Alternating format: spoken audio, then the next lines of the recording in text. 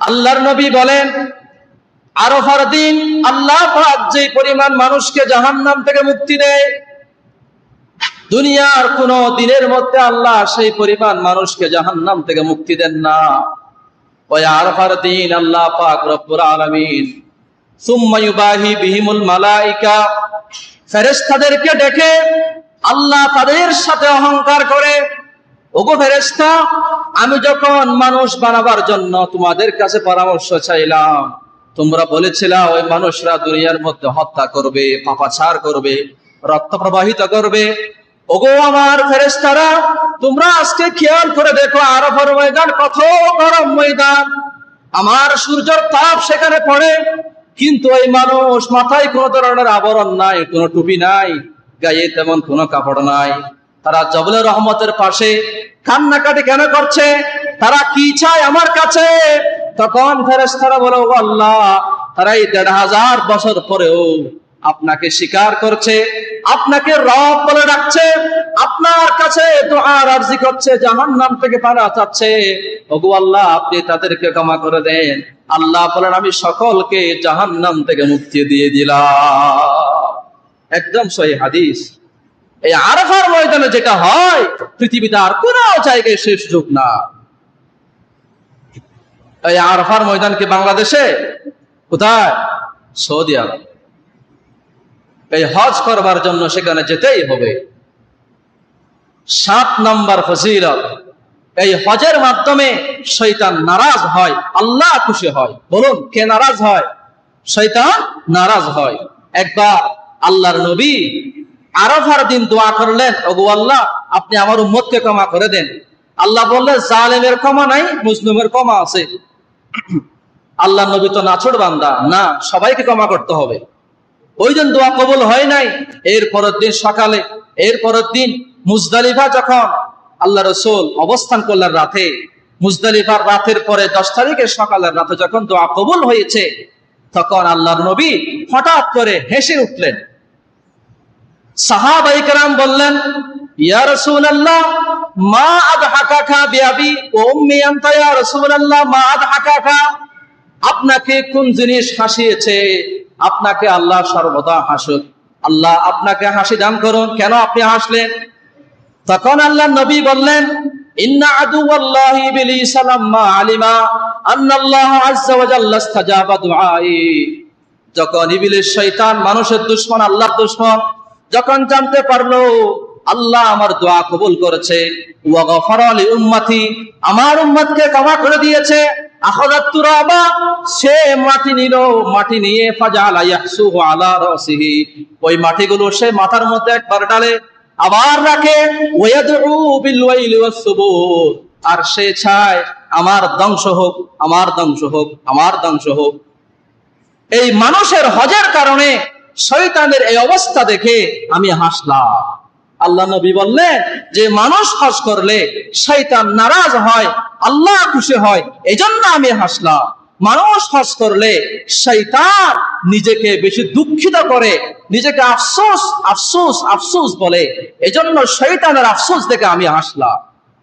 আল্লাহুম্মা বারিক আলা মুহাম্মাদিন ওয়া আলা আলি মুহাম্মাদ কামা বারাকতা আলা ইব্রাহিম ওয়া আলা আলি ইব্রাহিম ইন্নাকা হামিদুম মাজিদ।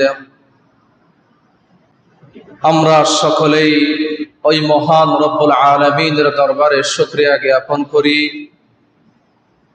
যে মহান রব্বুল আলামিন আমাদেরকে দুনিয়ার যাবতীয় ঝামেলা থেকে বিরত রেখে আল্লাহ পাক রব্বুল আলামিনের পবিত্র স্থান মসজিদের মধ্যে উপস্থিত হয়ে জুমার সালাত আদায় করার পূর্বে কোরআন ও হাদিসের আলোকে কিছু আলোচনা করবার জন্য আর শুনবার জন্য তৌফিক দান করেছেন। আমরা সকলেই অন্তরের অন্তরস্থল থেকে কালিমাতুশ শুকর পাঠ করি, আলহামদুলিল্লাহ।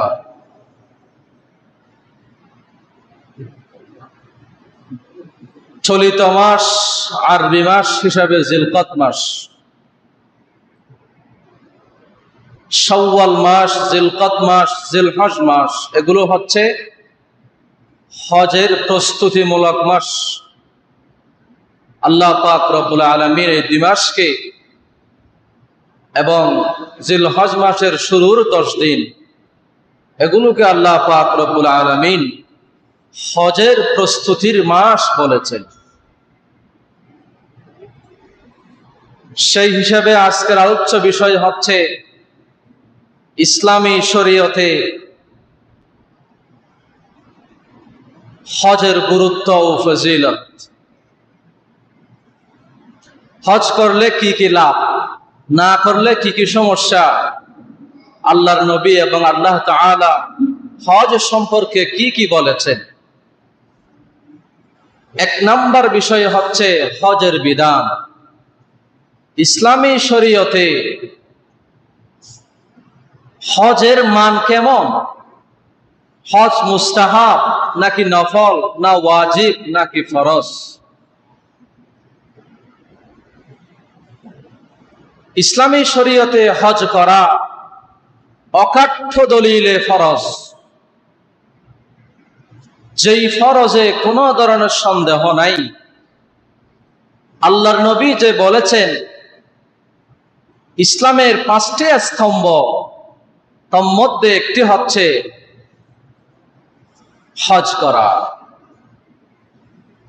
এবং আল্লাহ তাআলা সূরাত আলে ইমরানের 97 নম্বর আয়াতে বলেন, ওয়ালিল্লাহি আলান নাসি হিজ্জুল বাইতি মান ইসতাতা ইলাইহি সাবিলা।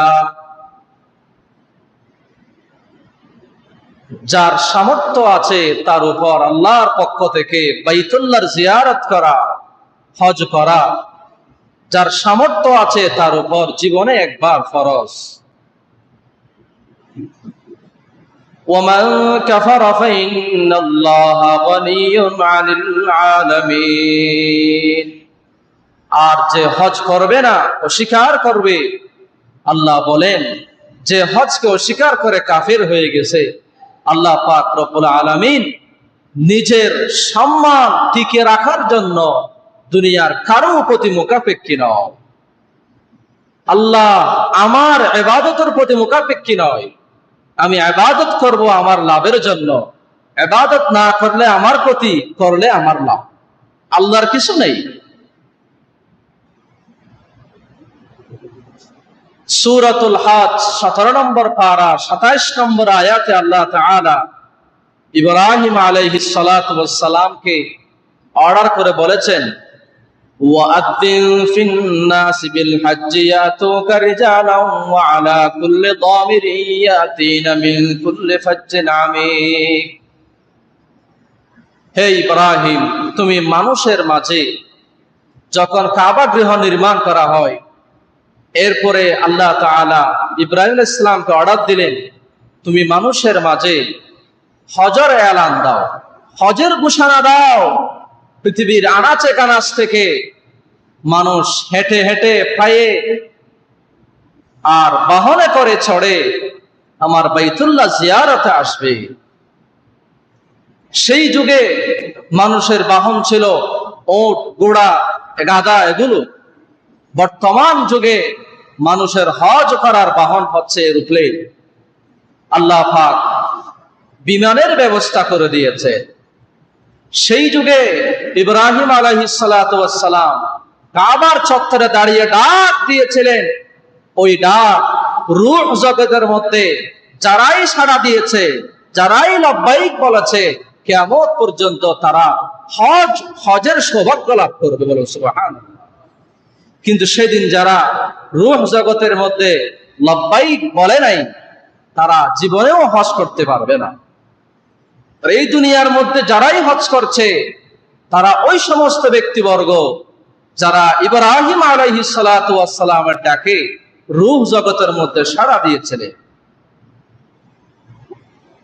এজন্য হজ হচ্ছে অকাট্য ফরজ, এটাকে অস্বীকার করলে কাফের হয়ে যাবে।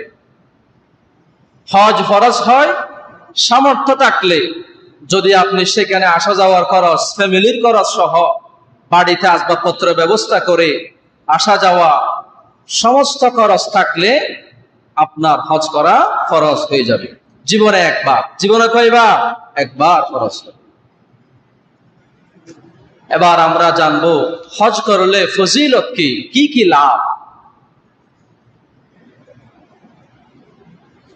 এক নম্বর লাভ হচ্ছে এই হজের মাধ্যমে পৃথিবীর সবচেয়ে প্রাচীন গড়, সবচেয়ে বরকতময় গড়, যা দুনিয়ার জমিনে আল্লাহ ফেরেশতার মাধ্যমে আদম আলাইহিস সালাতু ওয়াস সালামের মাধ্যমে যেটার ভিত্তিপ্রস্তর করেছেন, ওই গড়ের জিয়ারত হয়। বলুন সুবহানাল্লাহ।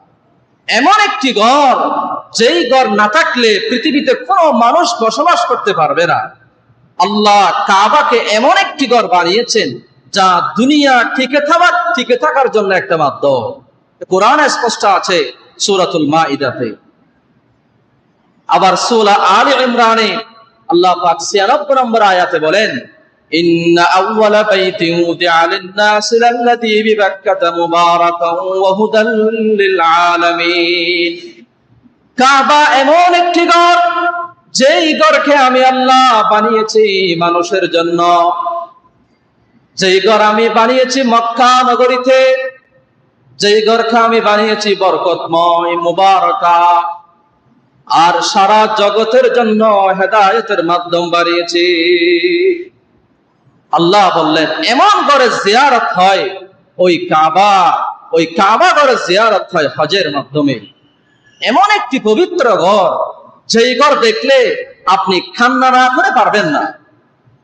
ওই ঘরের চতুর্পাশে আল্লাহ পাক ডেইলি 120টা রহমত নাযিল করে। এমন একটি ঘর, এই ঘরে জিয়ারত হয় এই হজের মাধ্যমে। এক নম্বর ফজিলত। দুই নম্বর ফজিলত, সারা পৃথিবীতে যত মুসলিম আছে, যে প্রান্তে থাকুক না কেন, সে যদি হজ করতেই চায়, পৃথিবীর কোন রাষ্ট্র করা সম্ভব নয়, ওই কাবার চত্বরে যেতেই হবে। এজন্য ওই কাবাকে আল্লাহ তাআলা মুসলিমদের মিলনস্থল বানিয়েছে, ঐক্যের প্রতীক বানিয়েছে। আল্লাহ পাক রব্বুল আলামিন সূরাতুল বাকারা আয়াত নম্বর 125 বলেন, ওয়াইদ জাআলনাল বাইতা মাসাবাতাল লিন-নাসি ওয়া আমনা। ওই সময়কে স্মরণ করো যখন আমি এই কাবাকে মানুষের মিলন স্থল এবং নিরাপদ স্থল বানিয়েছি। পৃথিবীর এক একজন এক এক মায়ের সন্তান, সেখানে গেলেই লাথি খেলেও কোনো আওয়াজ নেই, ঘুষি খেলেও কোনো আওয়াজ নেই, পায়ের নিচে পড়লেও কোনো আওয়াজ নেই। সমস্ত মুসলমান এটা সাক্ষী দেয়, বৃহত্তর স্বার্থে আমরা সকল মুসলিম এক ও দ্বিতীয়। যদিও 5টা আঙ্গুল বিক্ষিপ্ত আকারে আছে, যখন প্রয়োজন হয় খাবার খাইতে, তখন 5টা আঙ্গুল একত্রিত হয় কিনা? সারা পৃথিবীর মুসলমান বিভিন্ন ভাগে বিভক্ত, কিন্তু যখন বৃহত্তম স্বার্থ আসে, তখন সমস্ত মুসলমান এক কথা দেরি করবে না। বলুন সুবহানাল্লাহ। এই হজের মাধ্যমে সেটাই হাসিল হয়। 3 নম্বর ফজিলত, চমৎকার ফজিলত। এই হজের মাধ্যমে যদি হজ কবুল হয়, নিয়মতান্ত্রিক ভাবে করে, তাহলে সে একদম নিষ্পাপ হয়ে ফিরে আসে, তার জীবনের সমস্ত গুনাহ মাফ হয়ে যায়। قال رسول الله صلى الله عليه وسلم من حج لله فلم يرفث ولم يفسق من حج لله فلم يرفث ولم يفسق رجع كيوم ولدته امه। আল্লাহর নবী বলেন, বুখারী শরীফের 1521 নম্বর হাদিস, যে ব্যক্তি আল্লাহর জন্য হজ করলো, ফালাম ইয়ারফুস, সে কোনো যৌনাচার করেনি, ওয়ালাম ইয়াফসুক, কোনো ধরনের অবৈধ কর্মকাণ্ডে জড়িত হয় নাই, আল্লাহর নবী ঘোষণা দিয়ে বলেন, রাজা কায়াউমিন ওয়ালাদাতু উম্মু, সে হজ থেকে এমন ভাবে ফিরে আসে যেদিন তাকে তার মা দুনিয়ার মধ্যে নবজাতক হিসেবে তিনি আগমন করেছিলেন। যেদিন মায়ের পেট থেকে মানুষ নিষ্পাপ হিসেবে এসেছিল, যদি কার হজ কবুল হয়, আল্লাহর নবী বলেন সে মায়ের পেট থেকে যেমন নিষ্পাপ হয়ে এসেছিল, সে হজের কারণে তার জীবনের সমস্ত গুনাহ মাইনাস হয়ে সে নিষ্পাপ হয়ে যায়। বলো সুবহানাল্লাহ, সুবহানাল্লাহ। হজের ফজিলত। 4 নম্বর ফজিলত, হজ করলে হজের বিনিময় হচ্ছে জান্নাত। কি বলেন? হজের বিনিময় কি? জান্নাত। বুখারী শরীফের 1773 নম্বর হাদিস, قال رسول الله صلى الله عليه وسلم العمرة إلى العمرة كفارة لما بينهما والحج المبرور ليس له جزاء إلا الجنة। আল্লাহর নবী বলেন, যে ব্যক্তি হজ উমরা করলো একবার, সামনের বার যদি আবার উমরা করে, মাঝখানের যে সময়টা আছে ওই সময়ের সমস্ত গুনাহ উমরার কারণে এটা মুছে যায়। এরপরে আল্লাহর নবী বলেন, হজ্জে মবরুর যদি কবুল হয় হজ, তার বিনিময় জান্নাত ছাড়া কিছু না। আল্লাহর নবী বলেন, এই হজ কবুল হলে তার বিনিময় একমাত্র জান্নাত। আমি ওই হাজীকে জান্নাত দান করব। বলুন সুবহানাল্লাহ। 4টা ফজিলত আমরা শুনলাম। 5 নম্বর ফজিলত, হাজী সাহেবান যারা আছে এরা হচ্ছে আল্লাহর মেহমান এবং আল্লাহর দলভুক্ত। বলুন সুবহানাল্লাহ। নাসাই শরীফের 2425 নম্বর হাদিস, قال رسول الله صلى الله عليه وسلم وفد الله ثلاثة وفد الله ثلاثة الغازي والحاج والمعتمر। আল্লাহর নবী বলেন, আল্লাহর দল 3 শ্রেণীর মানুষ। কার দল? আল্লাহর দল 3 শ্রেণীর মানুষ। 1 নাম্বার হচ্ছে আল গাজী, ওই ব্যক্তি যে জিহাদের ময়দানে গিয়ে আবার ফিরে আসে, সে আল্লাহর দলভুক্ত। 2 নাম্বার, ফিরে আসে মানে যুদ্ধ করে ফিরে আসলে, পালিয়ে আসলে না, এটাকে গাজী বলা হয়। 2 নাম্বার হচ্ছে যে হাজী, গাজী হাজী উমরা পালনকারী। এই 3 শ্রেণীর মানুষ হচ্ছে আল্লাহর মেহমান এবং আল্লাহর দলভুক্ত। বলুন সুবহানাল্লাহ। তাহলে আমরা আল্লাহর দলভুক্ত হতে চাই কি চাই না? বলেন না, আল্লাহর দলভুক্ত হতে চাই কি চাই না? যদি আল্লাহর দলভুক্ত হতেই চায়, তাহলে টাকা থাকলে গাড়ি বাড়ি এগুলো না করে আগে হজ করে আসে। জীবনে একবার হলেও চর্মচোখে আল্লাহর রহমতের বাইতুল্লাহকে দেখে আসে। পৃথিবীতে যত ষড়যন্ত্র চলুক না কেন, পৃথিবীর কোন শক্তি এই আল্লাহর ঘরকে মিসমার করতে পারবে না, কোনদিন সম্ভব নয়। এক সময় চেয়েছিল বাদশাহ আবরাহা, আল্লাহ পাক রব্বুল আলামিন সূরাতুল ফিলে স্পষ্ট ঘোষণা করেছেন, এই যাকে যাকে পাখির মাধ্যমে, ওই পাখির পাথরের মাধ্যমে সমস্ত হস্তি বাহিনীকে আল্লাহ ধ্বংস করে দিয়েছে। এই যুগেও সেই যুগে সেই পাথরগুলো ছিল একটা মিসাইলের মতো।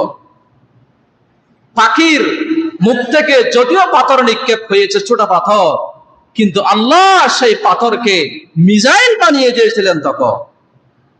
এই যুগেও যদি কেউ এই কাবাকে হামলা করতে চায়, আল্লাহ থাকতে কোনদিন সম্ভব হবে না, ইনশাআল্লাহ কোনদিন সম্ভব হবে না। অন্য কিছু অনেক হবে, সেখানে গুনাহ চলবে, গুনার আড্ডা হবে, অনেক কিছু হবে, কিন্তু কাবাতে যদি কেউ হাত দেয়, আল্লাহ তার হাত দুনিয়ার মধ্যে টিকে রাখবেন না। সুতরাং এমন কাবার জিয়ারত নসিব হওয়া সৌভাগ্যের বিষয়, সৌভাগ্যের বিষয়। 5টা জানলাম। 6 নম্বর ফজিলত হচ্ছে আল্লাহ পাক রব্বুল আলামিন ওই আরাফার দিনে যারা হজ করতে যায় 9 তারিখ, এমন কোন সেই দিনে আল্লাহ ফেরেশতাদের সাথে অহংকার করে এবং আল্লাহ পাক সেদিন অনেক অগণিত মানুষকে জাহান্নাম থেকে মুক্তি দিয়ে জান্নাতবাসী করে। বলুন সুবহানাল্লাহ। হাদিস শরীফের মধ্যে আছে, মুসলিম শরীফের 1348 নম্বর হাদিস, মা মিন ইয়াউমিন আকসারা মিন আইয়াতিকাল্লাহু ফীহি আবদান মিন নারিন মিন ইয়াউমি আরাফা। আল্লাহর নবী বলেন, আরাফার দিন আল্লাহ পাক যে পরিমাণ মানুষকে জাহান্নাম থেকে মুক্তি দেয়, দুনিয়ার কোন দিনের মধ্যে আল্লাহ সেই পরিমাণ মানুষকে জাহান্নাম থেকে মুক্তি দেন না। ওই আরাফার দিন আল্লাহ পাক রব্বুল আলামিন সুম্মা ইউবাহি বিহিমুল মালাইকা, ফেরেশতাদেরকে ডেকে আল্লাহ তাদের সাথে অহংকার করে, ওগো ফেরেশতা, আমি যখন মানুষ বানাবার জন্য তোমাদের কাছে পরামর্শ চাইলাম, তোমরা বলেছিলা ওই মানুষরা দুনিয়ার মধ্যে হত্যা করবে, পাপাচার করবে, রক্ত প্রবাহিত করবে। ওগো আমার ফেরেশতারা, তোমরা আজকে খেয়াল করে দেখো, আরাফার ময়দান কত গরম ময়দান, আমার সূর্যের তাপ সেখানে পড়ে, কিন্তু এই মানুষ মাথায় কোন ধরনের আবরণ নাই, কোনো টুপি নাই, গায়ে তেমন কোনো কাপড় নাই, তারা জবলে রহমতের পাশে কান্নাকাটি কেন করছে? তারা কি চায় আমার কাছে? তখন ফেরেশতারা বলে, ও আল্লাহ, তারা এই ১৫০০ বছর পরেও আপনাকে স্বীকার করছে, আপনাকে রব বলে ডাকছে, আপনার কাছে দুআর আরজি করছে, জাহান্নাম থেকে পানাহ চাচ্ছে। ওগো আল্লাহ, আপনি তাদেরকে ক্ষমা করে দেন। আল্লাহ বলেন, আমি সকলকে জাহান্নাম থেকে মুক্তি দিয়ে দিলাম। একদম সহিহ হাদিস। এই আরাফার ময়দানে যেটা হয়, পৃথিবীতে আর কোন জায়গায় শেষ সুযোগ না। এই আরাফার ময়দান কি বাংলাদেশে? কোথায়? সৌদি আরব। এই হজ করবার জন্য সেখানে যেতেই হবে। ৭ নম্বর ফজিলত, এই হজের মাধ্যমে শয়তান নারাজ হয়, আল্লাহ খুশি হয়। বলুন, কে নারাজ হয়? শয়তান নারাজ হয়। একবার আল্লাহর নবী আরাফার দিন দোয়া করলেন, ওগো আল্লাহ, আপনি আমার উম্মতকে ক্ষমা করে দেন। আল্লাহ বললেন, জালেমের ক্ষমা নাই, মুজলিমের ক্ষমা আছে। আল্লাহ নবী তো নাছোড় বান্দা না, সবাইকে ক্ষমা করতে হবে। ওই দিন দোয়া কবুল হয় নাই। এর পরের দিন সকালে, এর পরের দিন মুজদালিফা যখন আল্লাহ রাসূল অবস্থান করলেন রাতে, মুজদালিফার রাতের পরে ১০ তারিখের সকালের রাতে যখন দোয়া কবুল হয়েছে, তখন আল্লাহর নবী হঠাৎ করে হেসে উঠলেন। সাহাবায়ে কেরাম বললেন, ইয়া রাসূলুল্লাহ, মা আদহাকাকা বিআবি ওয়া উম্মি আনতা ইয়া রাসূলুল্লাহ, মা আদহাকাকা, আপনাকে কোন জিনিস হাসিয়েছে? আপনাকে আল্লাহ সর্বদা হাসুক, আল্লাহ আপনাকে হাসি দান করুন, কেন আপনি হাসলেন? তখন আল্লাহর নবী বললেন, ইন্না আদুওয়াল্লাহি ইবলিস লাম্মা আলিমা আন্নাল্লাহ আযজা ওয়া জাল্লা ইসতাজাবা দুআই। যখন ইবলিস শয়তান, মানুষের দুশমন, আল্লাহর দুশমন, যখন জানতে পারলো আল্লাহ আমার দোয়া কবুল করেছে, ওয়া গফারা লি উম্মতি, আমার উম্মতকে ক্ষমা করে দিয়েছে, আখাযাত তুরাবা, সে মাটি নিল, মাটি নিয়ে ফাজালা ইয়াহসুহু আলা রাসিহি, ওই মাটিগুলো সে মাথার মধ্যে একবার ডালে, আবার রাখে, ওয়ায়াদউ বিল ওয়াইলি ওয়াস সুবুর, আর সে চায় আমার ধ্বংস হোক, আমার ধ্বংস হোক, আমার ধ্বংস হোক। এই মানুষের হজের কারণে শয়তানের এই অবস্থা দেখে আমি হাসলাম। আল্লাহ নবী বললেন যে মানুষ হজ করলে শয়তান নারাজ হয়, আল্লাহ খুশি হয়, এজন্য আমি হাসলাম। মানুষ হজ করলে শয়তান নিজেকে বেশি দুঃখিত করে, নিজেকে আফসোস আফসোস আফসোস বলে, এজন্য শয়তানের আফসোস দেখে আমি হাসলাম। তাহলে আল্লাহ নবী হাসে হজ করলে, আল্লাহ খুশি হয় হজ করলে, শয়তান নারাজ হয়। দুঃখের বিষয়, আমাদের টাকা থাকলে আমরা হজ করি না, টাকা থাকলে আমরা আমেরিকা যেতে চাই, টাকা থাকলে আমরা ইউরোপে যেতে চাই, টাকা থাকলে আমরা ইংল্যান্ডে যেতে চাই, টাকা থাকলে আমরা লন্ডনে যেতে চাই। কিন্তু বুজুর্গরা কি করেছেন? যারা আল্লাহর আশিক ছিল বাস্তবে, তাদের কি অবস্থা ছিল? হযরত শেখ মুফতি আজম পটিয়া মাদ্রাসার প্রতিষ্ঠাতা পরিচালক মুফতি আজিজুল হক রহমতুল্লাহ আলাইহি অমূল্য বাণী, তিনি তাহাজ্জুদের নামাজ যখন বসতেন, নামাজের পরে আল্লাহর দরবারে দোয়া করতেন, ন আমেরিকা ন লন্ডন সে হো উলফত, ন আমেরিকা ন লন্ডন সে হো উলফত, হমে মস্তে মদিনা কর খুদায়া, ন আমেরিকা ন লন্ডন সে হো উলফত, হমে মস্তে মদিনা কর খুদায়া, ন জাপান ন জার্মান সে হো নিসবত, হামে উশাক কাবা কর খুদায়া। তিনি আল্লাহকে ডেকে ডেকে বলতেন, ওগো আল্লাহ, আমি দুনিয়ার ধনাঢ্য চাই না, আমি দুনিয়ার ইউরোপ আমেরিকা চাই না। ওগো আল্লাহ, আপনি আমাকে মদিনার পাগল বানান। ওগো আল্লাহ, আপনি আমাকে কাবার আশেক বানান, কাবার পাগল বানান, যেই কাবার মধ্যে 1 রাকাত নামাজ পড়লে 1 লক্ষ রাকাতের নামাজের সমান, যেই মসজিদে নববীতে 1 রাকাত নামাজ পড়লে 1000 রাকাতের নামাজের সমান। সেই ফজিলত কোথায় হয়? এই হজের মাধ্যমে হয়, হজের মাধ্যমে হয়। আপনি সারা জীবন নামাজ পড়লেন, 1 লক্ষ রাকাত হলো কিনা সন্দেহ আছে, আপনি হিসাব করলে বের হবে। কিন্তু ওই কাবা চত্বরে গিয়ে 1 রাকাত নামাজ পড়লে মসজিদে হারামে 1 লক্ষ রাকাতের নামাজের সওয়াব একদম সহিহ হাদিসের মধ্যে আছে। এটা হজের মাধ্যমে হয়। এই জন্য যাদের টাকা আছে হজ করেন, আল্লাহর মহব্বত দিলে ঢুকান। এই হজের মাহাত্ম্য হচ্ছে এই যে মানুষ যখন মৃত্যুর সময় কাফন পড়ে সিলানো ছাড়া, আসিলেই আমার কি পড়ে? কাফন পড়ে। ঠিক সেই রকম হাজির এহরামের কাপড়ও বিনা সিলাইয়ে পড়তে হয়। সিলাইয়া কাপড় সেখানে পড়া জায়েজ নাই। কাফনের সময় টুপি দেয় না মাথায়, হজের সময়ও টুপি দেওয়া নিষেধ, সম্পূর্ণ হারাম। এই হজ হচ্ছে আসলে মৃত্যুর সাথে সদৃশ। দুঃখের বিষয়, যখন হজে যায় তখন কাবার চত্বরে দাঁড়িয়ে যেখানে আল্লাহর রহমত নাযিল হয়, ছবি করে ফেসবুকে দেয়, আমি উমরা করলাম, আমি হজ করলাম। আপনার হজের সাইরেন্ডার দাম নাই আল্লাহর কাছে, সাইরেন্ডার দাম নাই আল্লাহর কাছে। আপনি কোটি টাকা খরচ করতে পারেন, 10 লক্ষ টাকা খরচ করতে পারেন, ওই যে গরিব মানুষ কষ্ট করে হজ করেছে, আল্লাহর জন্য হজ করেছে, তার হজের সমপরিমাণ আপনার হজ যেতে পারবে না, বরঞ্চ আপনার হজের কারণে শিরকের গুনাহ হবে। কিন্তু আজকে দুঃখের বিষয়, ওইখানে পৌঁছার আগে নিজের নামের শুরুতে হাজি লাগানো হয়। হাজি কেন? এই হাজি টাইটেল পাওয়ার জন্য এত টাকা খরচ করতে হয়। তাহলে যেই হজ আল্লাহ দিয়েছেন, সেই হজ আমাদের কলব থেকে উঠে গেছে। এটা অনেক বড় একটা বিষয়। এখানে আল্লাহর নবীর, আল্লাহর অনেক নিদর্শন আছে, অনেক নিদর্শন। ইব্রাহিম আলাইহিস সালাতু ওয়াস সালাম, হযরত হাজার আলাইহিস সালাতু ওয়াস সালামের অনেক নিদর্শন আছে। সাই বাইনাস সাফা ওয়াল মারওয়া, যে সাই করতে হয়, এটাও হচ্ছে ইসমাঈল আলাইহিস সালামের মা হযরত হাজার আলাইহিস সালাতু ওয়াস সালামের কারণে আসছে। এই কাবার চত্বরে পৃথিবীর এমন কোন দিন আসবে না, এমন কোন রাত আসবে না যেই দিন আর রাতে এই কাবার চত্বরে তাওয়াফ করা হবে না। কেউ না কেউ তাওয়াফ করবেই করবে। যদি কোনো প্লাবনের কারণে মানুষ তাওয়াফ করতে না পারে, আল্লাহর বানানো ফেরেশতা তাওয়াফ করবে সেই ঘরে।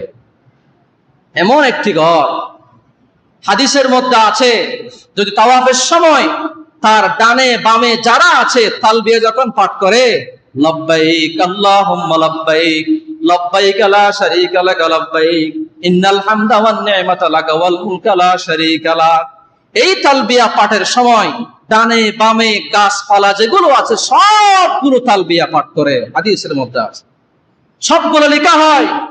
সেখানে আছে হাজার আসওয়াদ, আপনার গুনাহকে খাওয়ানোর জন্য, মুছে দেওয়ার জন্য একমাত্র মাধ্যম সেখানে হচ্ছে হাজার আসওয়াদ। এই হাজার আসওয়াদ সম্পর্কে আল্লাহ নবী কিরকম ঘোষণা দিলেন? তিরমিজি শরীফের 961 নম্বর হাদিসে আল্লাহ নবী বলেন, قال رسول الله صلى الله عليه وسلم والله لا يبعثنه الله يوم القيامة له عينان يبصر بهما ولسان ينطق بهما ولسان ينطق به فيشهد على من استلمه بحق। আল্লাহ নবী বললেন, এই হাজার আসওয়াদ কিয়ামতের ময়দানে আল্লাহ পাক রব্বুল আলামিন তাকে এমন অবস্থায় উঠাবেন, তার 2টি চোখ থাকবে, যে চোখ দিয়ে সে আমাদের মতো দেখতে পারবে, আর তার একটি জবান থাকবে, জিহ্বা থাকবে, ওই জিহ্বা দিয়ে কথা বলতে পারবে, এবং চোখের ইশারায় আর জিহ্বা দিয়ে আল্লাহর সামনে সবাইকে বলবে, ওগো আল্লাহ, এই ব্যক্তি আমাকে চুমু দিয়েছিল, এই ব্যক্তি আমাকে সম্মান করেছিল, আপনি তাকে ক্ষমা করে দেন, আপনি তাকে ক্ষমা করে দেন। এই ফজিলত হজের মাধ্যমে হয়, হজের মাধ্যমে হয়। এজন্য টাকা জমাবেন ঠিক আছে, কিন্তু হজ করেন, হজকে গুরুত্ব দেন, অস্বীকার করবেন না। একটি প্রশ্ন আসছে, এই প্রশ্ন উত্তর দিয়ে আমি শেষ করছি। প্রশ্ন হচ্ছে, নামাজে নিয়ত পড়া লাগবে কিনা? নামাজে নিয়ত পড়া লাগবে কিনা? সংক্ষেপে উত্তর, নিয়ত করা না নিয়ত পড়া? বলেন, নিয়ত করতে হয় না পড়তে হয়? নিয়ত করতে হয়। আমি এই বছর উমরা করার নিয়ত করলাম, উমরা করার নিয়ত পড়লাম নয়, নিয়ত করলাম। ঠিক সেভাবে নামাজের ক্ষেত্রেও নিয়ত পড়ার বিষয় নয়, নিয়ত হচ্ছে করার বিষয়। আপনি বাজারে যাবেন, কাউকে কি বলছেন বা নিজেকে নিজে বলছেন আমি বাজারে যাচ্ছি? বলেন নাই, নিয়ত করছি বাজারে চলে গেলাম। ঠিক সেভাবে ওযু করলাম, এখানে আসলাম, ঢুকলাম সময় মতো, এটি হচ্ছে নামাজের নিয়ত করা, নিয়ত পড়া নয়। এজন্য ইন্নামাল আমালু বিন্নিয়াত, এখানে নিয়ত হচ্ছে কলবের মধ্যে হয়। যেগুলো আমরা পড়ি, নাওয়াইতু আন উসাল্লি লিল্লাহি তাআলা রাকাতাই, অমুক তমুক অনেক কথা আছে, এটা হচ্ছে বাংলা কথাকে আরবি করা হয়েছে। এটা কোনো হাদিসের শব্দ নয়। পৃথিবীর কোন হাদিসে কেউ বলতে পারবে না। আমি চ্যালেঞ্জ করলাম, অনলাইন যাচ্ছে বর্তমানে, অনলাইন হবে, এটা ভাইরাল হবে। আমি চ্যালেঞ্জ করলাম, পৃথিবীর কোন হাদিসের কিতাবে, কোন আয়াতে নাওয়াইতু আন উসাল্লি লিল্লাহি এইরকম কোন জায়গায় লিখিত নাই। এগুলো হচ্ছে আমরা একটা বাংলাকে আরবি বানানো হয়েছে। এটার কারণে কি হলো, মানুষ অনেক সময় ইমাম সাহেব রুকুতে চলে যাবে, ওই টাইমেও সালাসা আরবা করতে করতে তার রুকু শেষ হয়ে যায়, আর নামাজ পাইনি সে। এগুলো হচ্ছে সমস্যা। আর দ্বিতীয় সমস্যা হচ্ছে, অনেক সময় যারা আওয়াম আছে 3 রাকাতের মধ্যে বলে দিল 4 রাকাতের কথা, আরবা জায়গার সালাস বলো, সালাস জায়গা আরবা বললো, অথবা ইসনাই আছে সেখানে বললো যে সালাসা বা আরবা। ভুল হলো কিনা? তাহলে এই ভুলের দায়ভার কার উপরে? এই জন্য ইসলামের একদম কোনো ইখতিলাফ ছাড়া, কোনো মতানৈক্য ছাড়া স্বীকৃত বিষয় হচ্ছে নিয়ত করতে হয়, পড়ার দরকার নেই। যদি কেউ পড়তে পারে তাহলে কোনো সমস্যা নাই, বেদাত বলা যাবে না। এটা হানাফি মাযহাবের সর্বস্বীকৃত একটি মতামত। আল্লাহ পাক রব্বুল আলামিন আমাদেরকে ইসলামের সঠিক বুঝদান করুন। ওয়া আখিরু দাওয়ানা আলহামদুলিল্লাহি রাব্বিল আলামিন।